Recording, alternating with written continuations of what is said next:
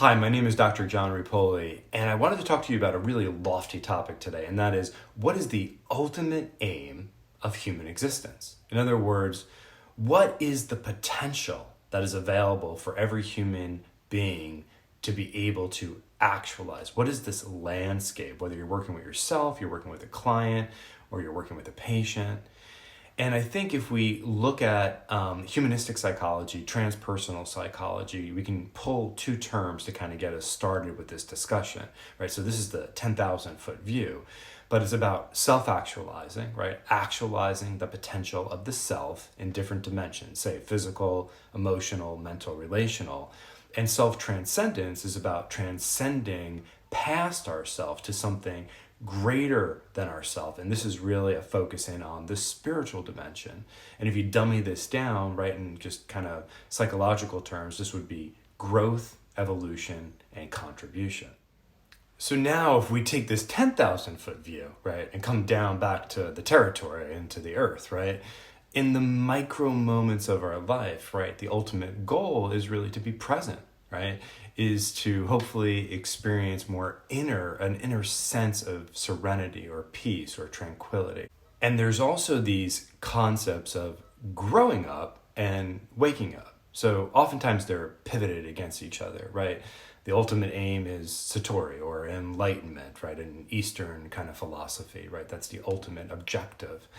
But really, it's about waking up. So having these state experiences, whether they're profound like enlightenment or the Satori, or just, everyday experiences like happiness, joy, as well as growing up, right? Having the ability to grow in all these different areas, which we're going to explore in a minute. So we want to wake up and grow up. So let's explore the landscape, all of the areas that are available for human beings. And in our office, we use the acronym PERMS, P-E-R-M-S. The E has 3 components and the S has 2 components. So we'll kind of walk through this briefly, and then we'll kind of tie it all together and talk about some of the major tenets of the ultimate aim of human existence. Right, so let's look at the landscape. So the first one is P. And this is really, the physical dimension, right? This is where diet lives, and exercise and sleep hygiene and self-care practices. And also a term called multiple intelligence, which we'll see throughout these various dimensions that we talk about. But here's where, body awareness, sometimes they refer to as kinesthetic intelligence or somatic intelligence, lives. So we have the physical dimension. Then we move to E, and this has 3 components. So the first one is emotional intelligence. And so, this can be thought of as, simply the ability to respond rather than react. The ability to cultivate the so-called positive emotions in our life, like joy and happiness and internal peace, and to use the so-called negative emotions as a catalyst for transformation, for growth, for understanding, and for learning. The second E is the environment, right? So, the environment that we bathe in truly dictates and influences the self, right? So from the toxins in the environment to the famous Jim Rohn quote that we are the average of the 5 people that we hang out with on a regular basis. The environment is playing a critical role in its influence on us. But the third R, which is we call epigenetic, but you could think simply genetic, is that the environment and our uniqueness bathe together, and they're bidirectional. So our genetics, whether or not there be certain genes are being turned on or off, is being dictated by the environment and vice versa. So they're intimately connected. And then the very interesting part, which we'll look at in the mental dimension, but really the world that we see, the environment that we see, is dictated by our mental constructs, right? Our belief systems. I mean, if we see the the glass is half empty, we wake up every morning and in our entire day, the glass is half empty. If we see it, it's as a half full, we're gonna project that into the movie screen of our life. If we see the world as a battlefield, we'll wake up and everything's gonna be an obstacle. If we see it as a classroom, we're gonna see everything that we come across throughout the day as an opportunity to learn. So then we move into the relational dimension. So PER, the relational dimension.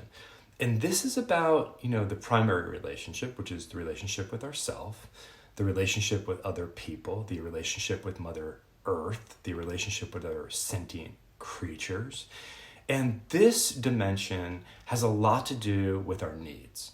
The ability to be able to understand our needs, the ability to communicate our needs, the ability to self-fulfill our needs. But this is about the throat chakra. This is about the ability to communicate the things that we need, we want, and to be able to have this dialogue rather than monologue with the people that we come in contact with in a regular basis.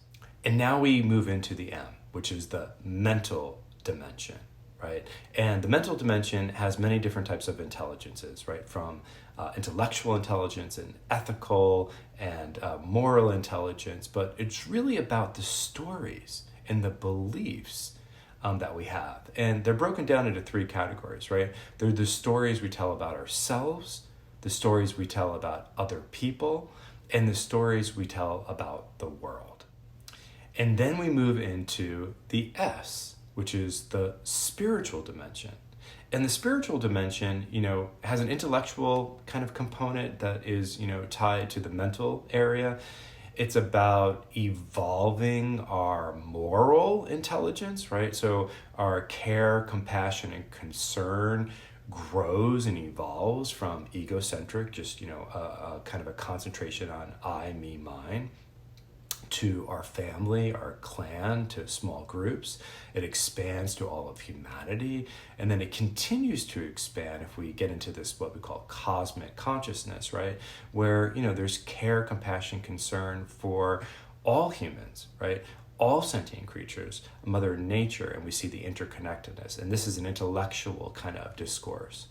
But the spiritual dimension is also where states of consciousness exist, right, that are accessible to us, but often go unrecognized, right? So usually we are fused with the environment. But there's a state called witness consciousness, which is really beginning to release attachments, right? So, we have emotions, but we are not emotions. We have thoughts, but we are not our thoughts.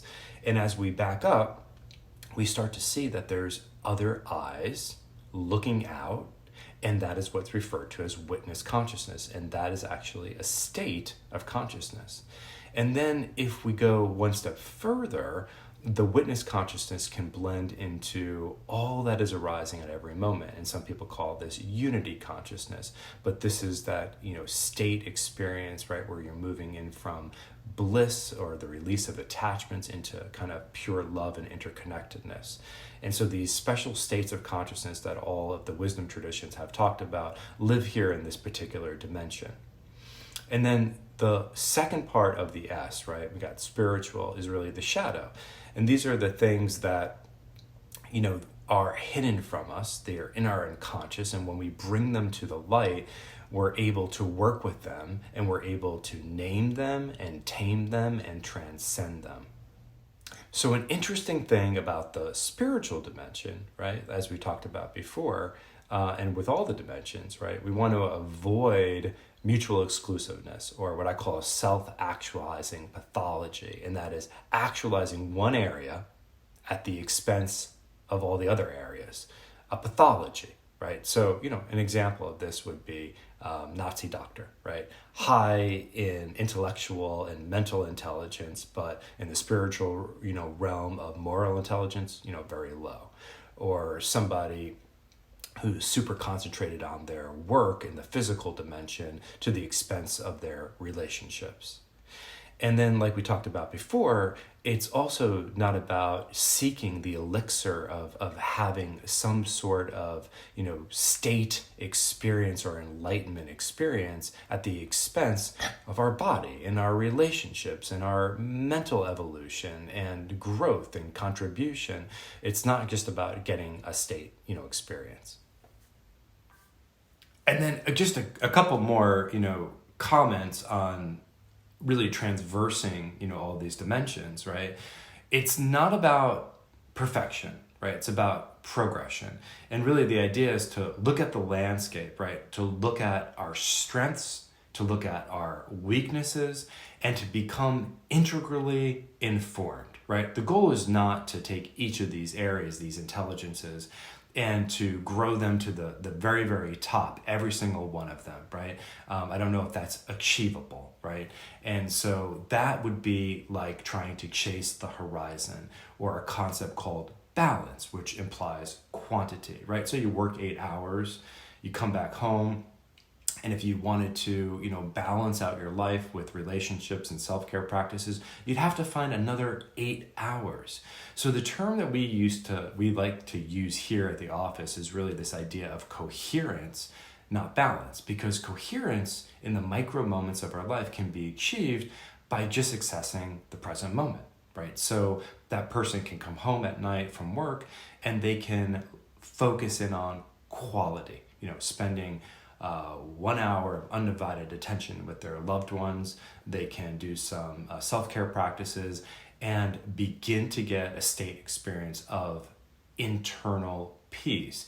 And even if they're overwhelmed, by just taking a deep breath in the present moment, they have access to create coherence at any given moment. So that's why we like to talk about the idea of coherence, which is achievable, versus balance. So if we look at our life and in all of the dimensions, right, there's a bunch of areas that are available to us. And I'll use some of the terminology from integral meta theory, but, we want to grow up, right, evolve our consciousness in these multiple intelligences. So just looking at one area, the moral intelligence, right, we're wanting to expand our care, compassion, and concern, right? We're wanting to grow up. We're wanting to wake up. We want to chase some of these enlightened experiences and these emotional states. They make you feel good. They get you connected with play and pleasure. We want to clean up. We want to clean up the areas in our life, the shadow elements, right? We want to bring them to the light so that the darkness is actually dealt with, and we have the ability to alchemize it and to transform it. And then in the micro moments of our life, we want to show up. And that really is available at every given moment. We have the chance to start over again. And we can say, I choose peace over this. And those micro moments are about really connecting, right, to the present moment.